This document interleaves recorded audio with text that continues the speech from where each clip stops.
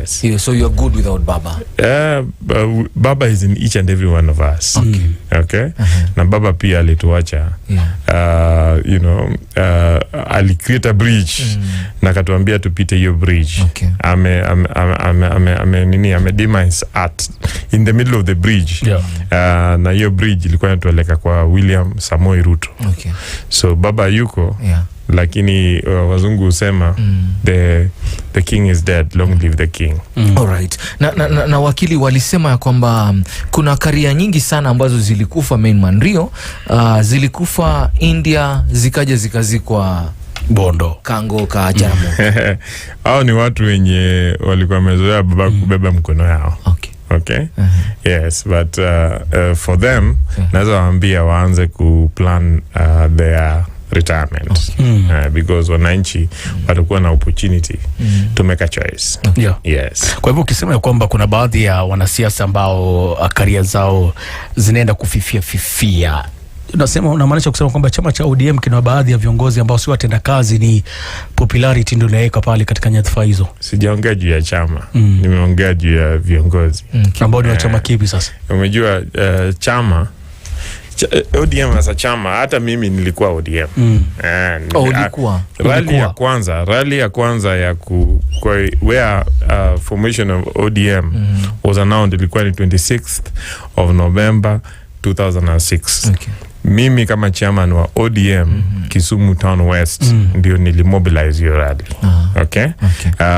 Baba na wageni wake wote, the luminaries, walikuwa wageni wangu Kisumu. So I understand the manifesto and the principles ya ODM, ya social democracy. Hata kama nilitoka baadaye nikaungana na president, nikakuwa UDA, na mmoja president pia tulikuwa naye hapo. So we were all part of ODM. So chama haitaanguka. Chama, umejua venye president alisema that ODM will be the government or will be part of the government in 2028. But hapo ODM kuna watu wenye wamekuwa waki depend on kushika koti ya baba. Na sasa hawana mtu mwenye atawabeba, mwenye atabeba mikono yao.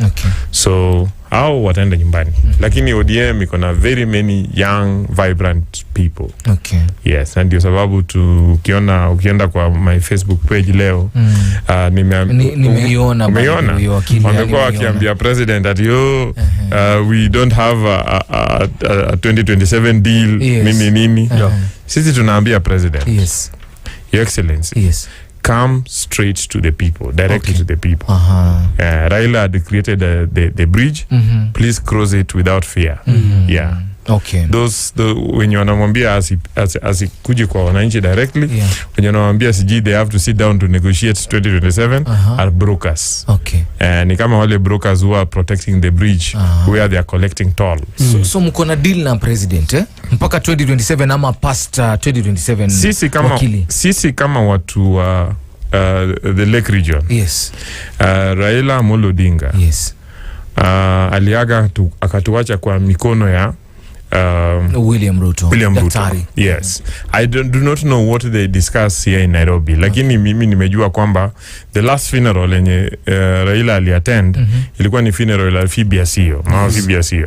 Na hapo aliuliza, kwani nani aliwaambia ati tutakuwa pamoja 2028? Tutakuwa hapa. Nyinyi kujeni na sera yenu, sisi tukuje na yetu. Na so tuambia kwamba we will be part of government. And I can assure you that the Luo region will be part of government. There is no doubt about that. Labda nimeangalia gazeti la Daily Nation pale. Kufikia sasa naona ni mipango ya mikataba na maelewano. Kuna statement pale ya Oburu Odinga nasema it's DP or nothing. Sijui kama umeipata hiyo statement bado. Ya kwamba it's DP or nothing. Yeah. Deputy President or nothing. Yeah. With such a statement, you have to look at and I respect Dr. Oburu Odinga. Okay? Yeah. Kwa rafiki ya baba yangu na one of the sharpest brains in wako ODM na from our region. The guy had a PhD in the early 1970s, okay, in economics. So I believe akona capacity to lead ODM. But you must assess Dr. Buru before the demise of Raila and Dr. Buru now. Okay? Before the demise of Raila, you can remember Dr. Buru was very clear that he will support President William Ruto. Okay? And in fact, sisi huko Nyanza sisi usema hii broad base ilikuwa ni ya Dr. Buru. Sasa zingine hata kama ulikuwa naona Raila ki-balance between wale wanataka na wale wataki, Dr. Buru was very clear. Na nakumbuka Dr. Buru akiambia ki-tell off Sifuna. Okay? However, umejua even that time Raila akiongea na sisi kama watu wa Lake Region, it was very clear tuko broad-based government to stay, lakini akiwa as a party leader ya ODM, he had to balance interests. Okay? Now Dr. Buru Odinga is in such a situation. He has inherited a new seat. There were conflicts of opinion. And there were a minority group, when you walikuwa naona ati they are being harassed out of the party. So as a party leader, he must make them comfortable. So my thinking is that Dr. Buru is basically just managing. Just managing the various views within the party. But I know the deep inside his soul, he knows that he will work with Dr. William Samoei Ruto. And as a party, they must negotiate. Okay? Ndio sababu sisi kama supporters wa William Ruto, who are also supporters wa Baba, who are not in ODM, tunaambia Dr. William Ruto kuja directly to the people. Okay? Because ODM says they want to build their party. Dr. William Ruto pia kuna structures mpaka grassroots Nyanza. And then after that, tutajipima our strength, na then tutakubaliana. Sio ni shida hapo. Wakili, this is your party, right? ODM is your party. My party is UDA. Your party is UDA. Yeah, I was in ODM until 2011. What happened? Okay. Unajua keeping in mind Wakili ya kwamba you come from the Lake region. Yes. We would expect kwamba chama ni ODM. Lakini unajua sisi kama watu wa Lake region, for 300 and so years, we have lived along rivers and lakes. And in rivers and lake, river ina flow, saa zingine inapata tributaries, saa zingine it separates into various rivers, and then huko mbele zina join. Okay? Alafu ikifika lake, they all join and they become one big lake. Okay? So lakini ni ile maji tu. So ukiona blood yetu, blood ya William Ruto, blood ya Joshua Nyamori, na people in both parties, tapato they are still drippling social democracy. That was the ideology that we are pursuing. Lakini sometimes within a party, munaweza kosana hapa na pale. Okay? Na some of us, we had to move out because of our gatekeepers. When you unasikia saa hizi wakisema, lazima tukae chini tuongee. Okay? So tulipata space huku kwa President William Ruto, but we still believe in the ideology ya ODM. That is why it is very easy tukae chini tuongee na watu wa ODM. Okay? Kuna rafiki yangu anasema, Zully, msalimie sana Wakili Nyamori, mwambie UDA Kisumu ni kama kuuza nguruwe Maka.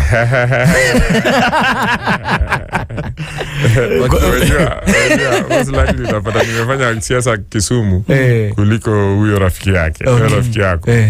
Nilianza kufanya siasa. Unauza nguruwe Maka, Wakili? Mimi nilianza kufanya siasa Kisumu nikiwa secondary school.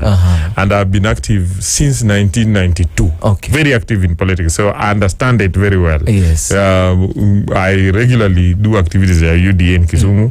Sijai pata any problem. Okay. Yes, and right now it is not about UDA and ODM. President alisema akiwa Migori sometimes back that ODM and UDA are not in competition. Okay. We are in a cooperation. That is why sisi kama watu wa UDA, on the advice of the president, tuliamua kwamba although we had a very strong grassroots network in Kasipul na Ugunja, that atusimamishi candidates so that to support our ODM. Na hao pia wakasema awasimamishi our candidates in Malava. Okay. So ningemwambia huyo rafiki yako kwamba sisi ni partners. Okay. Yes. Alright. So you're partners indeed. Exactly. Labda tukiangalia katika masuala mengine, Zully, gazeti la The Standard pale kwenye ukurasa wa kwanza na wakili uko na nakala yako hapo. Masuala ambayo yanafanyika kwa Tanzania 255. Masuala ambayo yanafanyika Tanzania, wakili, kufikia sasa idadi ya ambao wameaga dunia ni wengi. Jambo ambalo hatukutarajia kama Tanzania lingeweza kufika katika kiwango kama hichi. Kufikia leo Samia Suluhu ndio atakuwa rais, ataapishwa ka rais, lakini vile vile pia Watanzania hawajaridhika na haya masuala. Uongozi wa Afrika, wengi watasema kwamba ni uongozi wa maguvu. Mama huyu Rais Samia Suluhu alishinda na kura milioni 31. Wakati huo Wakenya wanauliza kura hizi zilihesabiwa vipi na kulikuwa kuna umeme na interneti chini ya masaa 48. Uongozi wa Afrika kwa ujumla, maana sio Tanzania peke yake. Tumeona Cameroon pia hali ni hiyo. Cameroon tumeona kwa Paul Biya hali ni hiyo. Kufikia sasa ukiona mambo kama haya, as a country, as a nation, as a continent, Africa, where are we heading? Chenye nafanyika Tanzania is worrying. Okay. Is worrying because we have been there. Tulikuwa hapo 2007. Umejua at that time when nimemwambia I was very active in politics. And I was chairman of ODM Kisumu Town West. Okay. And umejua Kisumu ilikuwa epicenter post-election crisis. Na watu waliuliwa. We were counting bodies, picking bodies from the streets and counting bodies in the mortuaries. So when I see this, it reminds me of hiyo wakati. Lakini so I would pray that the situation improves. I hope that President wa Tanzania, Madam Suluhu, anaweza consult na the fellow presidents wa East Africa ili wapate a solution. And you see, Kenya is an example, and I hope that what I learned from Kenya, that the winner take it all formula doesn't work in Africa. It can work in those other countries because their economies and level of poverty and they are very different from us. At least huko people are not struggling for what to eat as the next meal. Umejua hapa Kenya na hata Tanzania and Africa kuna watu wenye saizi ni it's about 8:30 hawajui watakula nini lunch. Okay, now if they are lucky to get lunch, they will not know what they're going to take for dinner. But huko, their problems in the US and Europe, their problems are what their dogs will eat. And I know that there are certain Kenyans who are at that stage. What am I saying? Nasema kwamba in Africa, we are still at our basics. We are struggling for basics. So because of that, power, because politics is all about deciding who, what, and how of dividing the pie. Okay. So imkate ama ugali tutagawa namna gani? That is what politics is. And so because we are still struggling for survival, majority of us, we are willing to die. Okay, so that we get just a grab ya hiyo ugali. So it is important, and then we hero worship our leaders. Leader akituambia twende turushe mawe, twende tupigane na polisi, okay, and then those in power are also willing to do anything to protect that. So ndio sababu nasema Africa must relook at its politics. Tutokea hii politics ya a winner takes it all, and to find a way of even after election, there's a way that people can work together. Now Kenya has set an example. Whenever tumekuwa na change in this country, it is when the main protagonists wamekuja together. Okay, tulipata constitution just because of grand coalition government. And saizi we have been able to have more than almost 1 year of peace now because of the broad-based government. So I appeal to Tanzania, wakae chini. I don't want to say who is wrong and who is right. Definitely, kama a human rights defender, shooting people, killing people is unacceptable. And I'm hoping that investigations will be able to reveal what really happened. Okay, but at the same time, we tell our young people that violence is you can't successfully use violence to overthrow a system that is established. Okay, lazima to train our people on active non-violence. There are other ways where Mahatma Gandhi, Martin Luther King, and people like that used very powerful strategies without using violence. Okay, because otherwise kuambia vijana ati watarushia army mawe, okay, that they can go and loot property ya watu wengine, it's just inviting them to death. And the other day I was arguing with some in another different media house, some human rights activists in Kenya over our Kenyans who were abducted in Uganda. And the Oyo and Bob Njagi are my friends. Tumefanya now activism. And I hope watakuja, they will be found and brought back safe. Lakini niliambia our activists, waache kudanganya vijana. Kampala, Gulu, Dar es Salaam, Arusha, Malakal, Rumbek are not as safe as the streets ya Kisumu, Nairobi, Mombasa. Is it? We are ways ahead. Mimi nimefanya in those areas. Okay? In my consultancy work, nimetembea in those areas. And I always give the example, kuna siku I went to do an evaluation for some human rights program in Uganda. So nilikuwa na mikutano Uganda for about 3 days na human rights organization. Alafu nikatoka na gari asubuhi to Gulu. I arrived in Gulu in the evening. Nika wacha vitu zangu kwa hoteli, nikaenda to the supermarket to pick some items. Coming back to the hotel, the receptionist told me at the bank manager, the hotel manager anataka kuniona. Kwenda kwa ofisi ya hotel manager akaniambia, the LC4 sasa ni kama assistant chief, amekuja hapa. Na amesema nikupeleke kwa ofisi yake. Kwenda huko, akaniambia, the government has been following you since ile siku uliingia border. Na ulikuwa na mkutano Kampala. Sasa umekuja hapa. Tunataka kujua umekuja kufanya nini. What I'm trying to tell those people, hapa Kenya unaweza kufanya your things freely, no one will know. But in those are police states, all the others. And easy rights zenye tuko nazo hapa haziko huko. People die. Okay? So tusidanganye vijana wetu. Hatunaweza enda Uganda, you can go to Tanzania, you can go to South Sudan, and you do what we do here. We are many years ahead. Labda kufikia sasa wakili bwana Bob Njagi na Nicholas uko Uganda. Sasa sijui, siwezi jua, because unakumbuka wakili wa Uganda walifile what is called habeas corpus application. Habeas corpus ni application enye ilianza many years in Europe, where widows, if when their husbands used to be disappear na they arrested without following the law na the system, and then the widow would run to the king na aseme king produce order that the police should produce my husband, dead or alive. Okay, so the habas capas in Amin produce the body, dead or alive. Now, so that application ilifanywa Kampala.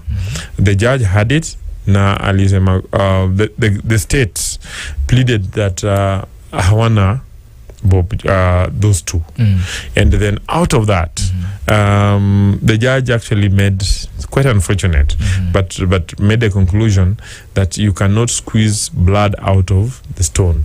That once serikali imesema hawana hawa watu, there's very little that can be done. But which is true. Once what it is the government has said hawana, and it cannot, you can't prove that wako kwa nini wako in the custody of government, then that collapses.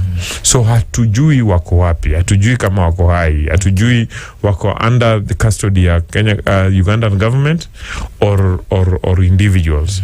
And that is why I hope that Kenya government bado ita work na Uganda government through EACC structures to try and sort out the problem. But then we need to warn our young people. Okay?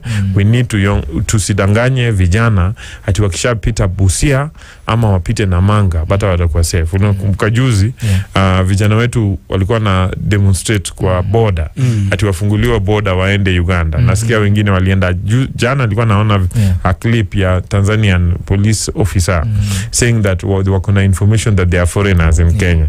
And I think niliona a report of a Kenyan teacher who was shot. Kuna rafiki yangu, sitaki kutaja jina yake just so that he remains safe, who went for business and they stuck in Tanzania. Alinipigia jana na niambia mazee, hapa ni shida, hakuna internet. Hii hata hii network tunapata like 30 minutes inapotea tena. Niko na pesa lakini siwezi pata chakula imeisha kwa hoteli. So they are in a dire state. It reminds me of 2008. And that is why we need to protect hii nini yetu ya Kenya. Wakili, kuna wale ambao wanahisi ya kwamba your party leader has failed this country. Wakili, what do you think about that? In terms of what? In terms of everything. Your party leader, the president, Dr. William Ruto, has failed the nation, Wakili. Moja hapo ikiwa ni ile cyber crime law ambayo imepitishwa, Kenya wengi hawajaridhika nayo. Moja hapo ya mambo ambayo wakiangalia nayo. Okay. One, umejua kwa Kijaluo sisi usema ukitaka kujua length ya mkia ya kondoo, lazima you measure it na length ya mkia ya the kondoo ingine. Okay? Huwezi sema huu kondoo ako na mkia fupi, lakini utuambie ni kondoo gani iko na mkia ndefu. Okay? Now, but basically what I'm saying is that we need to look at William Ruto in comparison to the other leaders. That is one. Okay? Look at economic fundamentals. Okay? Zote. Almost in all areas, William Ruto has stabilized the economy. Okay? Dollar imekuwa stable. The cost of living amerudisha chini. Agriculture, tulikuja when he took over, we were actually going hungry. They were looking for maize.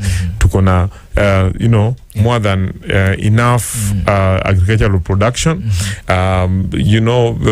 Employment, there's a big employment problem in Kenya. Na bado itakuwa for a very long time. But at least tuko na president mwenye akona a roadmap. And the roadmap, apart from in the agriculture, unaona kama affordable housing, he's saying that over 300,000 Kenyans are working in affordable housing. Now, recently, Ali ordered the Department of Housing to double the shifts so that it could employ almost over 600,000 young people. Na pia akawaambia wa expand internship opportunities. Then you see what amesema juu ya roads, if you go around the country, all road networks are being built. So when you look at all these things, President Najaribu, it's only that we were a country under crisis. Na pia, when we compare, apart from comparing him to the previous president, we need to compare him to the region. Okay? And Kenya has moved from the 5th largest, from the 6th largest country to the 5th largest economy in Africa. And one thing that you must know is that Kenya is the largest non-mineral economy in Africa. Those other 4 economies that are bigger than Kenya are all mineral economies. Sisi hatuna mineral.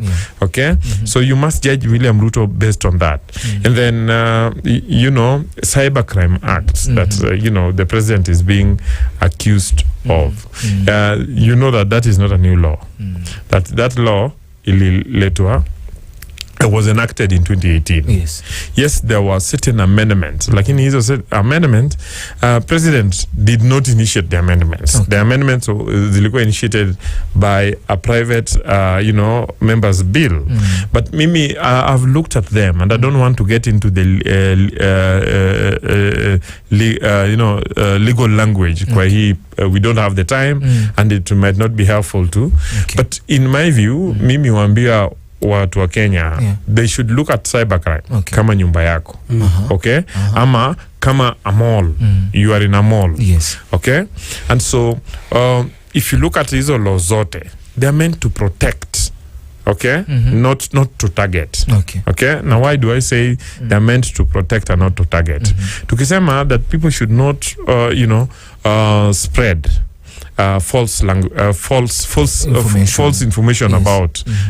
Imagine wewe ukitoka hapa, you have been working since fika kazi saa ngapi? Saa 9 usiku. Asubuhi and then unatoka saa ngapi? Tutatoka kama saa 6. Sasa uende mtandaoni upate mtu amespread terrible information about you. Wewe kwa kazi, somebody says some terrible things about you. What do? If there is no law, you need to have protection against that person. Okay, the system needs, once you complain, the system should be able to bring down that information, and at the same time that person apelekwe kotini na kuwe charge. Ukiwa umeform as a WhatsApp group, and the purpose of that WhatsApp group is to spread false information about people, is to mobilize for war, to mobilize for propaganda against the country. There should be a way of taking action. So cybercrime is just like the normal laws, stealing people from stealing, from spoiling the names of others. Kuna wale ambao wanahisi wakili ya kwamba hii yote ni kwa ajili ya kujipanga kwa uchaguzi wa 2027. Ya kwamba 2027 ukijaribu tu kufanya kile ambacho utafanya, then wako na wewe wakili. Sasa tuache kujenga Kenya kwa sababu kuna uchaguzi na kuja. Okay? Yeah, the president does not make laws. The president only assents to laws. Very true. Laws zinatengenezwa parliament. Na kuna procedure ya kutengeneza those laws, including public participation. Now, shida ni it is not even the members of the public who initiate this propaganda. Hizi propaganda zinakuwa initiated na members of the opposition and activists in the civil society. One, members of opposition unapata those MPs who are spreading this propaganda in rallies and roadside, stopovers, are members of the parliament. What did they say when they were in parliament? That's one. Two, our civil society. Civil society is to mobilize the voices of the people. Okay? During an act, do they give attention to what is happening in parliament so that they can ensure that they give their views and they mobilize people to give their views? Hatuwezi kuwa tunangoja parliament ikishafanya kazi yake na bill imepelekwa kwa president na president anafanya what he is expected to do by law. Okay? To sign the bill into law. Then we turn it and say, president enact a law. There's nothing the president has done which is wrong. And I've looked at that law. There's no problem with that law. All right. Yeah. That law to protect. lakini siku hizi it is fashionable for opposition. Anything President William Ruto amefanya, they must paint it negatively. Wakili, where you are seated last week, Dr. Fred Matiang'i was seated there, and he had a message for you. Alisema wakili Nyamori akija, mwambieni his president is one term. Matiang'i, of all the people. Kufikia sai yeye ndio anapeperusha bendera ya Jubilee, kwa hivyo kumaanisha kwamba ana uwezekano wa kumtoa rais. Yeah, but yeye ndiye alikuwa minister for internal security ya Jubilee, so I don't have a problem with that. Yeye ndiye lead the there are the allegations about Yala. He was the minister for interior when bodies were picked from Yala swamp. He has never explained that to us. He was the minister of interior and education when the issue of the Roraka land happened.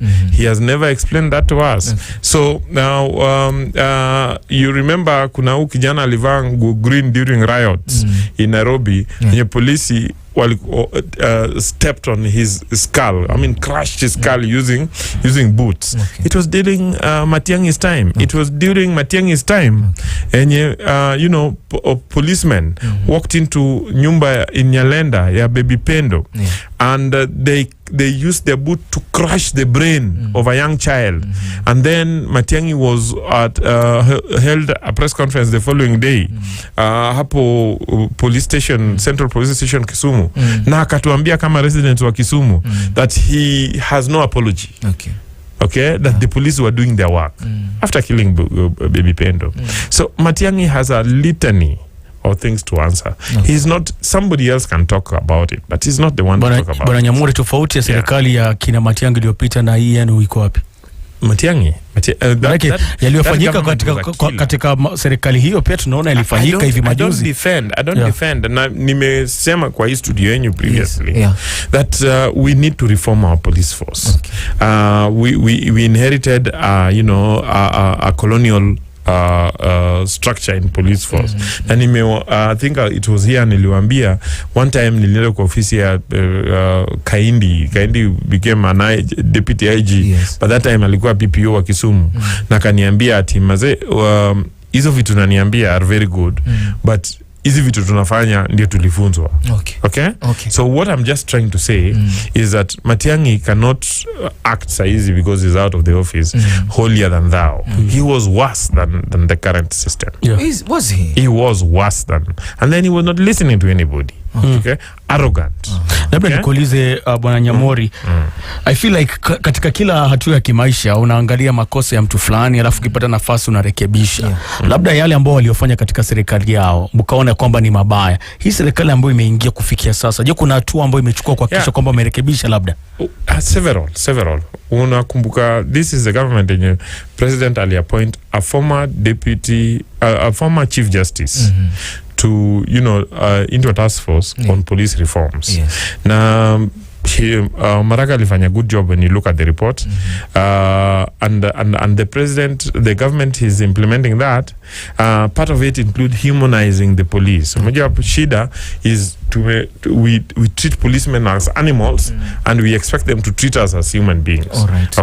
Ukiona what we pay them, ukiona where they are living, ukiona the kind of training they are going through, and so on and so forth. So Maraka did a good thing.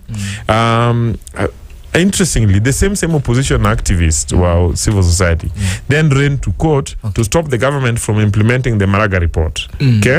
Then this is the same government. This is the only government since independence where a president has come out nakasema yes, we have a human rights problems in our police force, and yes, tumekuwa na killings, death and injuries during riots, and I want it to stop. But beyond that, nimetengeneza a task force, a committee to look at to develop a framework on how we can compensate. In human rights work, that's the first important, because Kenyatta never accepted that over 400 people were killed. I think it was MAD. MAD is in Standard or Nation? Yeah. MADO is in? It is in Standard. Yes. Yeah. Yes. On 25th of October, now MAD Kumbe was in Kisumu on 25th of October 1969, and it depicted what happened. Yeah. How 400 plus people were killed in the streets of Kisumu just because people expressed discontent against the president. To date, no accountability for that. Right. Okay. Moi, no accountability for the Wagala massacre. Okay. Now Kibaki, no accountability for killings during the post-election violence. And other situations. Uhuru Kenyatta, no accountabilities for the killings in 2013, 2017, and so on and so forth. It is only this president, and I'm not saying he's an angel. Okay. Lakini President William Ruto is the first president to come out and say that yes, we have a problem, and yes, we have to sort out this problem, and to begin, wacha tupatie, we get something for the victims and their families, at least to dignify them. And then the same civil society, the same opposition, wamekimbia kotini to stop that process. So Wakili, you think Kenyans will vote for him again? President William Ruto will be our president until 2032. I don't see anybody in the opposition who can defeat him. Kalonzo hawezi defeat President William Ruto. Do you feel kwamba the only person angemshinda rais ni Raila Odinga? Alisema yeye mwenyewe competitor was Raila Odinga. Definitely. The difference between Raila Odinga and President William Ruto was only 200,000 votes. Yes. And under 200,000 votes, it means that that could tilt. Okay. With Raila Odinga out of the equation, and Raila Odinga moving out of the equation, leaving his supporters, working with President William Ruto. But apart from working with President William Ruto, President William Ruto has honored Raila Odinga. During trying to get treatment for him, but apart from that, ensuring that Raila was given a state burial. Supporters were Raila Odinga. Will vote for William Ruto. I don't see anybody who can defeat President William Ruto. Alright, Wakili, naona tumebakia na kama dakika moja. But kama ulivyosema Wakili, come 2027 you are in the race. Come 2027 wananchi watanipatia something to do. Na nimesema hata wakiniambia ni wananchi watakutafutia something to do. Governor, senator, MP? I am qualified for all positions in Kenya.